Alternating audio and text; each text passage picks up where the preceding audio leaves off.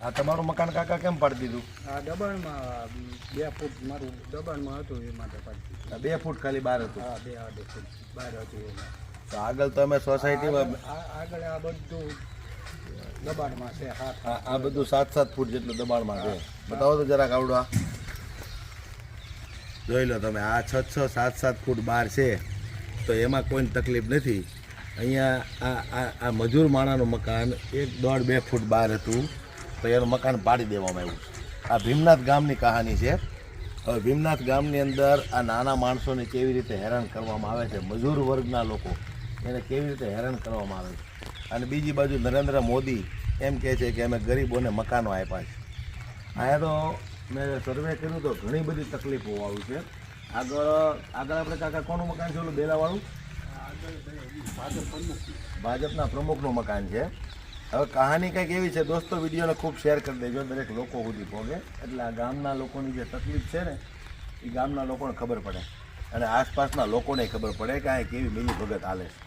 હવે ભાજપના પ્રમુખનું મકાન છે તો એમનું મકાન 2-2.5 ફૂટ જેવું બહાર છે. એટલું છે ને કાકા? બહાર 2 ફૂટ જેટલું બહાર છે. તો હવે જ્યારે આ મકાન પાડવા આવ્યા તો આ લોકોએ વિરોધ કર્યો કે ભાઈ અમારું મકાન હું કામ પાડો છો? આગળ ભાજપના જે પ્રમુખ છે એમનું મકાન 2 ફૂટ બહાર છે તો એમનું આનું કોઈ સાંભળ્યું નહીં. તલાટી મંત્રી સુધી રજૂઆત કરી, ગામના સરપંચને રજૂઆત કરી તો સરપંચ બરપંચ કોઈ આની સામું જોતું નથી. તકલીફ શું છે હું તમને છેલ્લે કહીશ કે ભાઈ આનું મકાન હું કામ પાડવામાં આવ્યું, પણ ભાજપના જે પ્રમુખ છે ને એમનું મકાન ન પાડ્યું. આ 2 વ્યક્તિઓના મકાન પાડ્યા. એક આ કાકા છે અને બીજા એક આવડા વ્યક્તિ છે, જો આ ચંદુભાઈ કરીને, દિનેશભાઈ ચૌહાણ, એમનું મકાને પાડવામાં આવ્યું. તો એ 2ના મકાન હું કામ પાડ્યા કે ભાઈ એ આમ આદમી પાર્ટી હારે જોડાયેલા છે અને બાકી બધા ભાજપના છે. એટલે આ 2 વ્યક્તિઓના ખાલી મકાન પાડ્યા, બરાબર. તો હવે વાત એ છે કે ભાજપના જે પ્રમુખ છે ને એનું મકાન બહાર છે ઓલરેડી, આ લોકોનું એવું કહેવું છે. તો આના મકાન જ્યારે પાડી દીધા તો હવે ભાજપના જે પ્રમુખ છે ને એ એમ કહે છે, આ બંને વિરોધ કર્યો કે ભાઈ અમારા મકાને શું કામ પાડ્યા, ઉપર સુધી કાગળિયા કર્યા. તો આના સરપંચો પાસે એમ કહે છે તમ તાર તું ગાંધીનગર જા, દિલ્હી જા, તાર જ્યાં જવું હોય ત્યાં જા. વિચાર કરો, સરપંચની એટલી દાદાગીરી છે, કોઈને દા નથી દેતા કે ભાઈ તમારે જ્યાં જવું હોય ત્યાં જાઓ, અમે કોઈના બાપથી બીતા નહીં. તો હવે જ્યારે ભાજપના પ્રમુખનું મકાન બહાર છે તો આ 2 વ્યક્તિઓએ વિરોધ કર્યો. તો હવે બન્યું એવું કે ભાજપના જે પ્રમુખ છે, શું નામ છે એમનું? અરુણભાઈનું કહેવું એમ છે કે ભાઈ હવે તમે મકાન બનાવી નાખો, તમને તારે કાંઈ વાંધો નહીં આવે. તો હા, સરપંચે તલાટીએ અને ઉપસરપંચે આને એવું કીધું કે હવે મકાન તમારે બનાવવું હોય તો બનાવી નાખો, કાંઈ વાંધો નહીં. પણ આવું શું કામ કીધું? ભાજપના પ્રમુખનું મકાન બહાર છે, બરાબર, પ્રમુખનું ખુદ બહાર છે. એટલે આ 2 વિરોધ કર્યો તો પ્રમુખને કાંઈક ને કાંઈક તકલીફ પડે એવું છે. એટલે એને તકલીફ ન પડે એટલે આનું મકાન તો પહેલાં પાડી દીધા. હવે એ એમ કહે છે કે તમારે છણી લેવું હોય છણી લો. શું કામ? કે આ બંનેએ ઠેઠ ઉપર સુધી અરજી કરેલી છે, બરાબર. હવે આ અરજીમાં જો ખુલાસા થાય ને તો ઘણા બધા સસ્પેન્ડ થાય એમ છે, કારણ કે ઘણી બધી આમાં ગોબાઝાળીઓ થઈ છે. ક્યાં કોણે સહી કરી નાખી છે, તલાટીની બદલે કોઈક બીજા વ્યક્તિએ સહી કરી નાખી છે, ઉપર સુધી ગયા છે, ઘણા કાગળિયાઓ બનાવ્યા છે, લેખિતમાં આપવાનું કીધું તો લેખિતમાં આપ્યું છે, બધું જ આપ્યું છે. કલેક્ટર સાહેબને આવો નજીક ભાઈ આવો તમે તારે, આપણે તમે બોલો નજીક ભાઈ આવો. હા, આ મકાન અમારી હારવાર જે પાડી દેવામાં આવ્યું હતું અત્યારે ઊભું, અને એનું એ જ જગ્યા ઉપર પાછું સરપંચે આ જગ્યાએ તમે ચણી બરાબર. તમે જુઓ કેટલા 20 બાય 45 જગ્યા કેટલું એમ તમે જુઓ, છતાં એની કોઈ કાર્યવાહી નહીં. અમારી ઉપર જ તે 3 ફૂટ હતા તો એમને આવીને પાડી દીધું અમારું. એનો મતલબ સીધો છે કે તમે આમ આદમી પાર્ટી હારે જોડાયેલા છો ને. હા, કાલ સવારે તમે કહી દો ને કે હું ભાજપમાં વહી આવું છું, એ મજૂરિયા મોકલીને તમારું મકાન ઊભું કરી દે. એ મજૂરિયા મોકલીને ઊભું કરી દે. કારણ કે આ ગામની અંદર અમે જોયું 8-8 ફૂટ બહાર કાઢેલા મકાનો છે, એ કોઈ નથી નડતા. અને આ ગામની અંદર અહીંયા ક્યારેય વાહનો એટલા બધા ન હાલે એવી જગ્યા છે. તો ત્યાં એના 1.5 ફૂટ બહાર હતા. એ મકાન 1.5 ફૂટ પાડે તો વાંધો નહીં, આખા મકાનના નકશા બદલી નાખ્યા, એવી રીતે પાડ્યા. તમે બતાવો મકાન એને, જો આ આખું મકાન પાડી દીધું. હા, હવે આવડા 200 500 700 રૂપિયાની મજૂરીઓ કરતા હોય છે, બરાબર, એના મકાન પાડી દીધા. અને બીજી તરફ આવડા એમ કહે છે કે અમે ગરીબોને મકાન આપીશ. એટલે મકાન આપવા નથી તમારે, જે પોતાના ખર્ચે બનાવે છે એને કમસે કમ બનાવવા જ દો. આ ગામની મેન બજાર છે ભીમનાથની, અમે જોઈને આવ્યા. તમે 6-6 7-8 ફૂટ ઓટલા બહાર કાઢી નાખેલા, માથે પતરા નાખી દીધા. હવે મેન બજારમાં સરપંચનું કહેવું એમ છે કે એ કોઈ નથી નડતા, પણ અહીંયા તમે અંદર બનાવો છો એ નડે એમ છે, કારણ કે અહીંથી રસ્તો નીકળે. તો અહીંથી કોઈ રોજના લગભગ મારા ખ્યાલથી 5-15 ટ્રેક્ટર રોજ નહીં નીકળતા હોય. ટ્રેક્ટરનો કોઈ રસ્તો જ નથી. રસ્તો જ નથી ટ્રેક્ટરનો. આ તો ચાલુ પબ્લિક આવે જાય. ચાલુ પબ્લિક, ચાલુ માણસો નીકળે હાલીને કે પગપાળા કે ગાડી લઈને. આ શેરીમાં કોઈ ખેડૂત કે કોઈ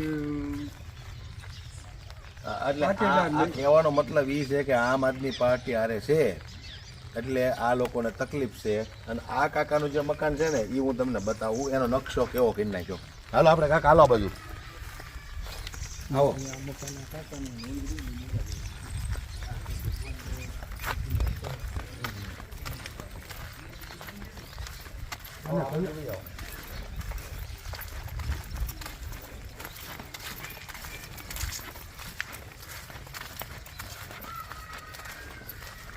કલેક્ટર સાહેબની જાબાઈની જગ્યામાં સરકારી પડતરમાં પણ કેટલા આ બધું દબાણ છતાંય ધ્યાનમાં સરપંચ. આ મકાને જો કોનું છે ભાઈ આપણે? ભગવાનભાઈ વિરસિંહભાઈ ચૌહાણ. ભગવાનભાઈ વીરસિંહભાઈ ચૌહાણનું મકાન છે. એનું 1 ફૂટ જ બહાર હતું.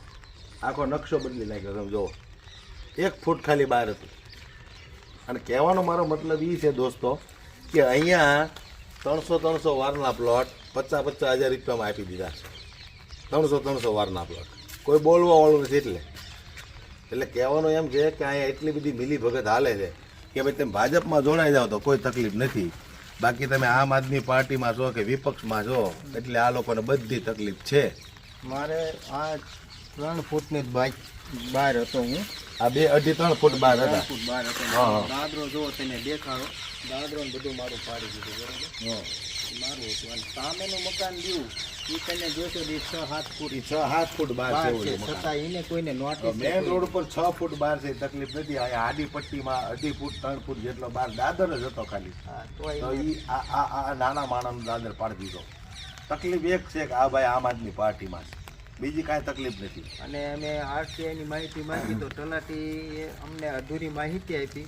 અને તલાટી શ્રી ચંદુભાઈ ભરતભાઈ રાઠોડ છે, કેરિયા નંબર 2. આપણે કોઈ જ્ઞાતિ જાતિ વાત જ નથી, પણ સિસ્ટમથી કામ કરો. આપણે ઓલો દુશ્મન આ દુશ્મન એવું કાંઈ નથી. તો એમને સિસ્ટમથી કામ કરો, ન્યાય કરો. જે ભાઈ પાડવું છે તો બધાનું જેટલું અનલીગલીથી પાડો. એમને અમને એવું કહેવામાં આવ્યા કે તમે બરવાળા તાલુકા પંચાયતમાં જાઓ, બોટાદ જિલ્લા પંચાયતમાં જાઓ, ગાંધીનગર જાઓ, અને એ છતાંય ન થાય તો દિલ્હી જાઓ, પણ અમારું કોઈ રૂવાડું ખાંડું પડશે નહીં. તમને માહિતી પૂરી અમારે આપવાની નથી. મેં દબાણની આરટીઆઈ માંગી હતી તો મને ખાલી 6 પાનાની બદલે 2 જ પાનાની લખીને આપીને એ અમારા બધાના પાડ્યા ને એ જ રિપોર્ટ એને લખીને અમને આપ્યા છે. એટલે તો વિચાર કરો. તમને એમ કહી દે ગામના સરપંચો દિલ્હી સુધી રહ્યા જાઓ તમે તાર, અમારો કોઈ કાંઈ વાળ વાંકો કરે એમ નથી. એટલે તમે વિચાર કરો આ નાના માણસોને કેવી રીતે હેરાન કરવામાં આવે. 500-700 રૂપિયા બિચારા રોજ કમાતા હોય, મજૂરીએ જતા હોય, પંચાયત રજીસ્ટર ઉપર નથી.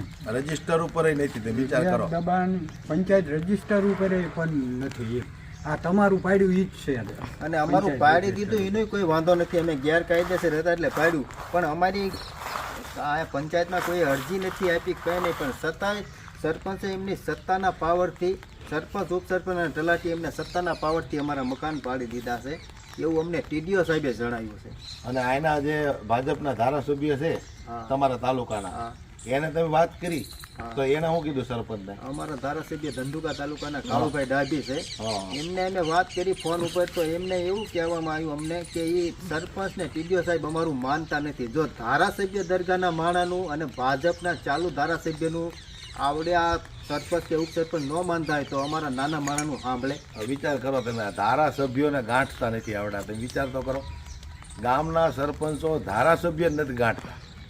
એટલે કહેવાનો એ મતલબ છે કે 156 જે બેઠા છે ને એ બધા રિમોટવાળા રમકડા છે. ઉપરથી જેટલો ઓર્ડર આવે ને એટલું જ કરવાનું. ઉપરથી એમ કે ને આજે આવા કપડાં પહેરવાના તો એ જ કપડાં પહેરવાના. આ 156 જે તમે છૂટીને આપ્યા છે ને એ આ નાના માણસો માટે ખૂબ તકલીફવાળી વાત છે. ખૂબ એટલે ખૂબ તકલીફવાળી વાત છે. એટલે હવે આવનારી ચૂંટણીમાં થોડાક જાગૃત થાજો. બાકી આવા નાના નાના માણસોના તે મકાન પાડી દો છો. બીજી બાજુ નરેન્દ્ર મોદી એમ કહે છે કે અમે ગરીબોને મકાન આપ્યા છે.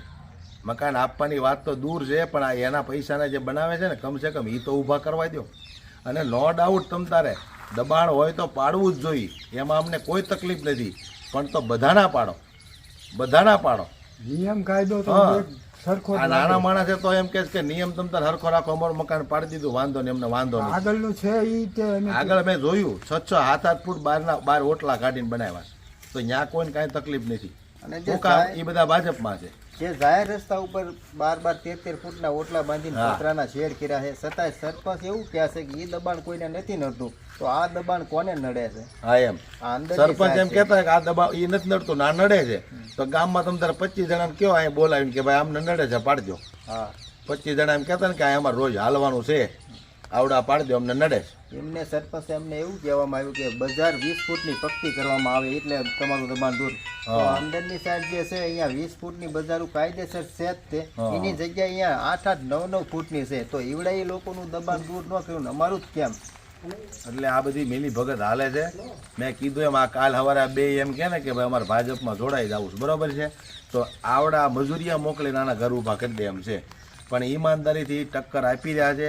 આવનારા સમયમાં લોકો જાગૃત થાય, લોકોની આંખ ઉઘડશે કે નાના માણસો, ગરીબ માણસો કેટલા દુઃખી થાય છે, કેટલી તકલીફ છે, કેટલી પીડા છે.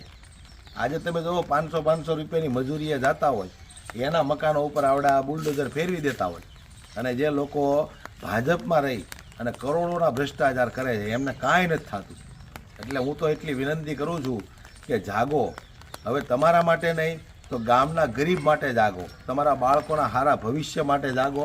બાકી આ મજૂર માણાઓ જેમના મકાનો 1-1 ફૂટ બહાર હોય અને ત્યાં તરત ફેરવી દેવામાં આવે બુલડોઝર. અને આગળ મેં તમને બતાવ્યું એમ ભાજપના જ પ્રમુખના 2-2.5 ફૂટ બહાર છે, તો એને બીક લાગે છે કે આવડા બે કાંઈક અમારું મકાન ન પડાવી દે. એટલે હવે ગામના સરપંચો એમ કહે કે અમે પાડી તો દીધું, પણ હવે તમે તાર સણવું હોય તો સણી નાખો. વિચાર કરો, આ તે કેટલી તાનાશાહી. આ લોકશાહીની અંદર તમે જોવો તો ખરા, પહેલાં મકાન પાડી દે, પછી ભાજપ વાળાને તકલીફ ન આવે, એને એમ થાય કે હારું આના હિસાબે મારે તકલીફ આવશે, એટલે પાછું આને કહેવામાં આવે છે કે હવે તમે તાર સણવું હોય સણ નાખો. અને જ્યારે પણ અમે અરજી કરવા જઈએ ને પંચાયતની અંદર, એટલે ઉપસરપંચ ઉગ્ર થઈ અને અમને તલાટીને એમ કહે છે કે આ બંનેને વારી ઘડી આવે છે તો અમને કેસ ખોટા કરો, અને સરપંચને એમ કહેવામાં આવશે કે તમે આમની ઉપર એટ્રોસિટી કરો. આવી અમને ધમકીઓ આપવામાં આવે સરપંચ અને તલાટી દ્વારા. બરાબર. એટલે ખોટા કેસમાં એ તો આપણે જોયું જ છીએ ઘણી બધી વખત કેટલા લોકોને ખોટા કેસમાં આવડા ફસાવી દે છે. એટલે એ લોકો પાસે એક જ રસ્તો છે કે વિરોધ કરે છે, ખોટો કેસ કરીને હલવાડી દે. એટલે આ લોકોને તે સરપંચના જે મળતિયા હોય ઈવડા એ બધા એમ કહે છે કે આની પર વારંવાર આવે છે, તમને રજૂઆત કરે, હેરાન કરે છે, ડિસ્ટર્બ કરે, તો આની પર એક ખોટા કેસ કરજો. શું કામ? તો કે સરપંચ દલિત છે, તો આપણે કોઈ નાત જાત તારે કોઈ લેવા દેવા જ નથી. આપણે તો લીગલી હાલો બસ. ભલે સરપંચ દલિત હોય, અમને એ કોઈ વાંધો નથી કે ભાઈ પ્રજાપતિ હોય, બ્રાહ્મણ હોય, પટેલ હોય, આપણે નાત જાત તારે કાંઈ વસ્તુ છે જ નહીં આવડી. પણ કહેવાનો મતલબ એમ છે કે ભાઈ તમે દરેક લોકો હારે હરખો ન્યાય કરો. આજે આ લોકશાહી છે, હવને પોતપોતાના મત દેવાનો અધિકાર છે, કોને કઈ પાર્ટીમાં દેવો એ હવને અધિકાર આપેલો છે આપણા બાબા સાહેબ આંબેડકરે. તો આવી રીતે હાવ ન હોય. આ નાના નાના માણસોના તમે મકાન પાડી દો છો, વિચાર કરો, તમે બતાવો જરાક નજર, તો આમ આપણને દયા આવી જાય કે આટલી બધી તાનાશાહી. એટલે દોસ્તો આ વિડીયોને પણ તમે ખૂબ શેર કરજો અને દરેક લોકો સુધી આ વિડીયો પહોંચાડો, એટલે દરેક લોકોને ખબર પડે. બરાબર.